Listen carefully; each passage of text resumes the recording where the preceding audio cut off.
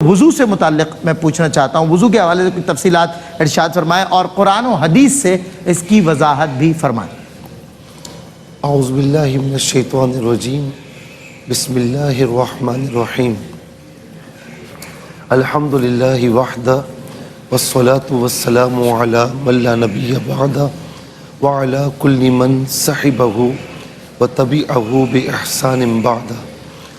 یہاں پر جو وضو کے متعلق آپ نے پوچھا ہے، ظاہر ہے کہ اللہ تبارک و تعالیٰ نے جو پاکیزگی کا، طہارت کا حکم دیا، تو کل بھی اس پر ہماری بات ہو چکی ہے کہ جب کوئی ہمیں ایسا حدث واقع ہو کہ جس میں وضو سے کام چل سکتا ہے، اسے حدث اصغر کہتے ہیں۔ صحیح۔ جسے واش روم کے لیے جانا، یا ری کا خارج ہو جانا، یا اسی طریقے سے خون کا نکل کر بہہ جانا، یا پیپ کا بہہ جانا۔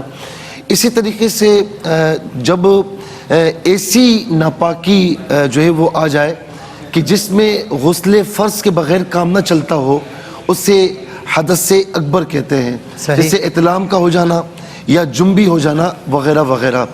اب یہاں پر ظاہر ہے کہ یہ وضو اللہ تبارک و تعالیٰ نے ہمیں ایک ایسی نعمت عطا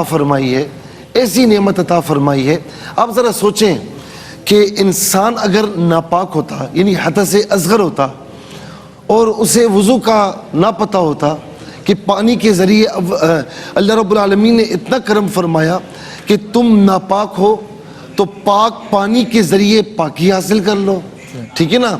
خدا نہ خواستہ پانی نہیں ہے، اور ایک صورت ایسی آتی ہے کہ خدا نہ خواستہ بیماری زیادہ ہے، بیماری بڑھ جانے کا اندیشہ ہے، ہلاکت کا اندیشہ ہے، یا پانی بالکل آس پاس بالکل نہیں، ایک میل تک، تو اس صورت میں اللہ رب العالمین کا کتنا کرم ہے کہ پاک مٹی یا اس کی جنس کے ذریعے طہارت حاصل کر لو۔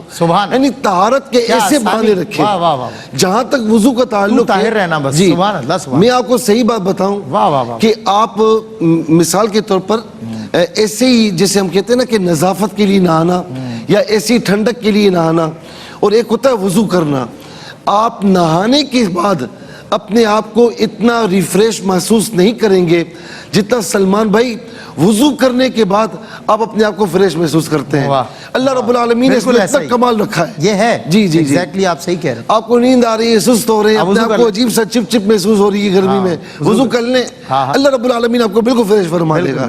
اور یہاں پر آپ دیکھیں کہ حضور نبی کریم علیہ الصلوۃ والسلام نے کیا فرمایا کہ اے میرے صحابہ یہ بتاؤ کہ کیا تم میں سے کسی کے گھر کے باہر کوئی صاف پانی کی نہر ہو اور کوئی اس میں 5 مرتبہ روزانہ نہائے، تو کیا اس کے جسم پر کوئی میل باقی رہے گا؟ اللہ اکبر۔ کہ تو آپ مجھے بتائیں کہ کوئی اگر 5 مرتبہ، یہاں کوئی 1 مرتبہ نہائے تو جسم پر عام طور پر میل باقی نہیں رہتا۔ صحیح بات۔ تو ایسے بھی لوگ ہیں جو نہاتے ہی نہیں ہیں۔ یہ محاذ بنا ہوا ہے نہانا بھی، نہانا بھی محاذ بنا۔ نہانا مجھے بڑا مشکل لگتا ہے، ایسے بھی لوگ کہتے ہیں۔ جی جی، جبکہ زیادہ اسمیل آتی ہے۔ لیکن نہانے والے جو ہوتے ہیں وہ سردی ہو گرمی ہو بالکل وہ پاکی حاصل کرتے ہیں، نہیں رہ سکتے۔ صحیح۔ تو اب کوئی دن میں 5 مرتبہ نہائے تو اللہ رب العالمین کتنا، یعنی اس کے جسم پر کوئی میل باقی رہے گا؟ صحابہ کرام نے اس کی رسول اللہ کیسے رہے گا؟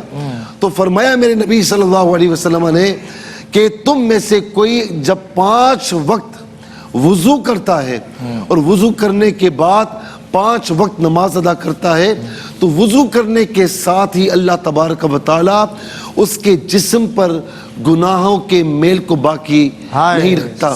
یہاں تک کہ فرمایا مطلب گناہ دھل جاتے ہیں۔ جی جی جی، یہاں تک فرمایا کہ کلی کرتا ہے تو منہ کے میل نکل، یعنی منہ کے گناہ نکل جاتے ہیں، ہاتھ دھوتا ہے تو ہاتھ کے گناہ نکل جاتے ہیں، کونیوں سمیت چہرہ، اس کے علاوہ سر کا مسا، اس کے علاوہ پاؤں کو دھونا، تو جو جو اعضاء دھلتے چلے جاتے ہیں، اللہ تبارک و تعالیٰ صرف ان کو ظاہری پاک نہیں فرماتا، گناہوں سے بھی پاک فرماتا۔ بہت خوب مفتی صاحب، بہت خوب، ماشاءاللہ۔